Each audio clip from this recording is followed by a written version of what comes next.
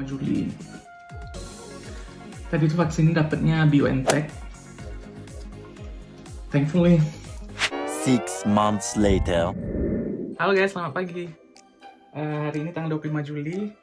Itu jadwalnya bakal ini ya, vaksin suntikan yang kedua. Yang pertama kemarin nggak berasa ada side effect. Side effect itu apa sih? Efek samping ya. Berharapnya yang kali ini juga nggak bakal ada apa-apa, soalnya ada beberapa orang yang bilang kalau mereka kayak sehari setelah dapat vaksin dari BioNTech tuh ada yang demam, ada yang kram gitu. Sekarang ini udah siap-siap.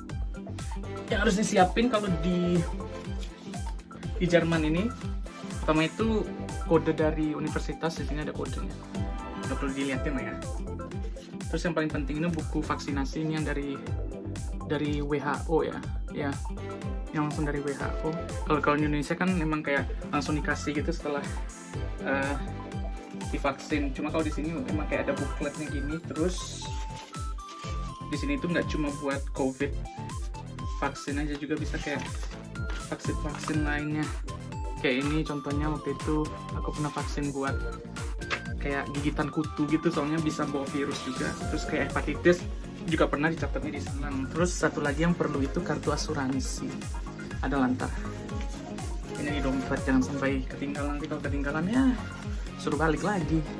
Soalnya sekarang kan reschedule susah. Udah buka untuk umum, malah kemarin katanya boleh nggak harus pakai ini appointment. Jadi datang aja langsung.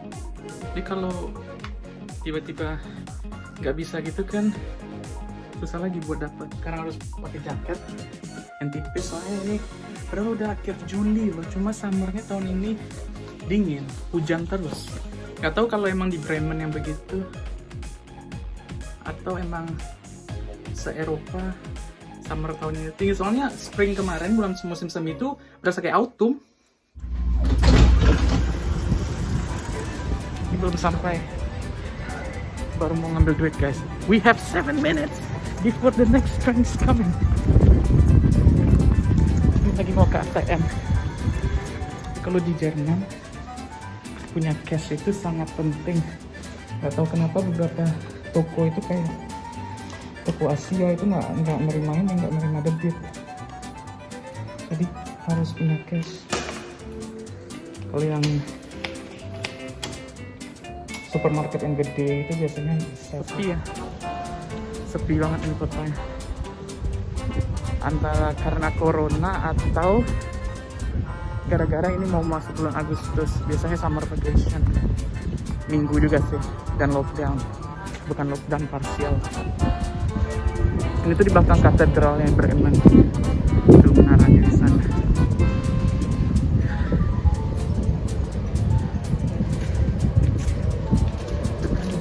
Nggak rame, biasanya kalau di sini tuh weekend itu rame. Yeay, sudah sampai di stasiun, tinggal jalan 5 menit, tapi baru jam 11 sih, tapi nggak perlu buru-buru. Itu udah mulai ada yang tour kota, jadi kayak ada tour guide-nya gitu membawa sekitaran kota.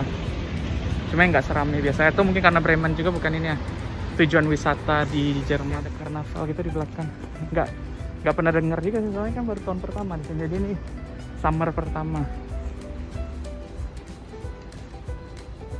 Tapi nggak tahu ya, kayaknya belum buka sih. Ada check-in hygiene-nya di sana. Check-in hygiene. Ada tulisan welcome. Tapi kayaknya belum mulai deh. Ya, kalau di Jerman itu, di Eropa sih rata-rata entertainment itu sangat perlu. Nggak tahu kenapa. Kayak kadang orang di kampus misalnya apa-apa tuh party. Kayak party itu dibikin-bikin alasannya.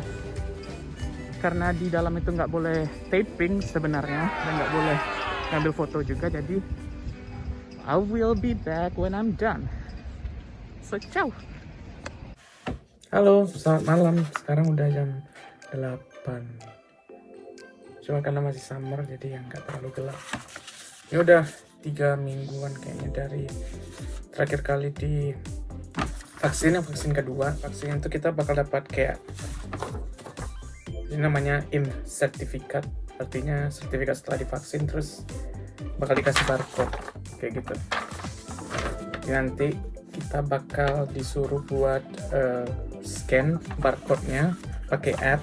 Ini kayak ada petunjuknya gitu dari si vaccination center-nya waktu itu. Kayak ada dua app. Dibentukannya itu kayak sebenarnya udah di itu sih, aku udah di scan. Soalnya kan informasi yang udah kalau kita udah divaksin itu kan harus ada buat yang pertama paling penting itu kan buat masuk kerja.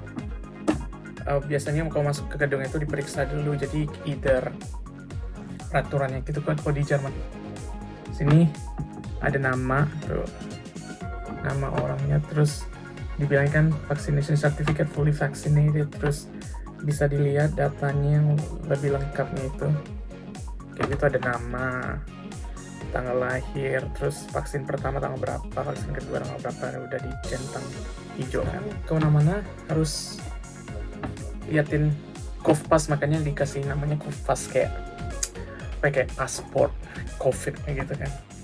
Jadi sekarang traveling juga harus memperlihatkan si app ini.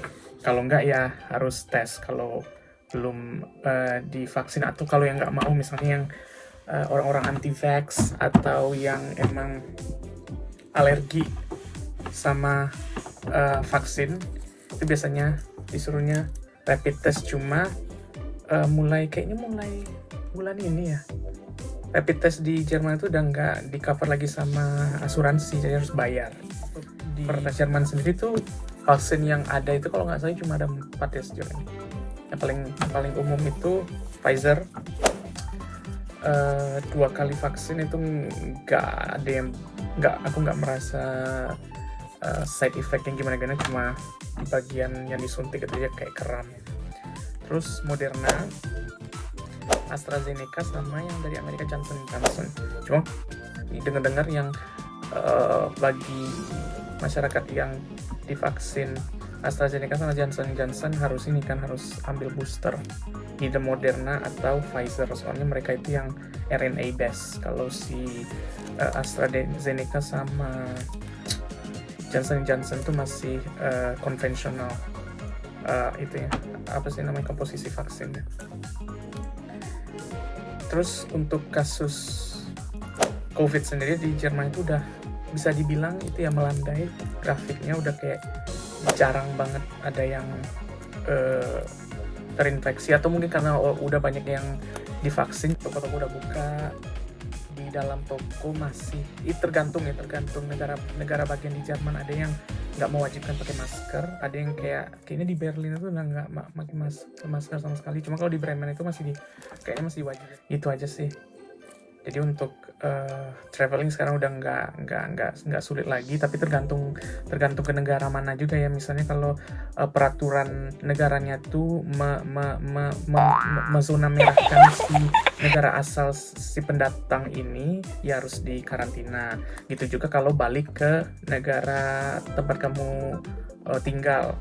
Misalnya kalau aku dari Jerman ke Spanyol, misalnya Jerman itu zona hijau untuk pemerintah Spanyol, jadi nyampe sana nggak harus karantina. Cuma pas ketika balik ke Jerman ternyata Spanyol itu masuk list zona merah, jadi harus karantina mandiri. Jadi gitu, tergantung negara bagian. Jadi kalau traveling sekarang tuh harus cari informasi lagi, dokumennya jadi lebih banyak. Bulan depan aku udah bisa balik lagi kerja kayak normal, cuma masih disarankan untuk kayak 50% working from home, jadi kayak 3 hari di kantor, 2 hari di rumah. Atau kayaknya lebih dianjurkan kebalikan deh, lebih banyak di rumah, kayak 3 hari di rumah, 2 hari di kantor. Ya, let's see.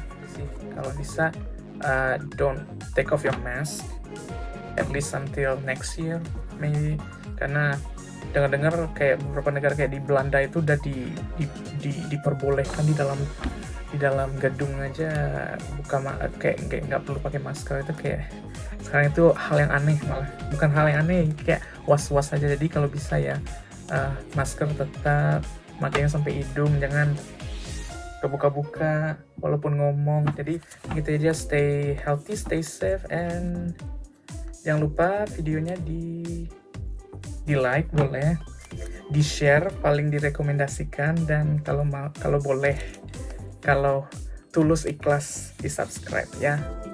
So I'll see you in the next video. Bye.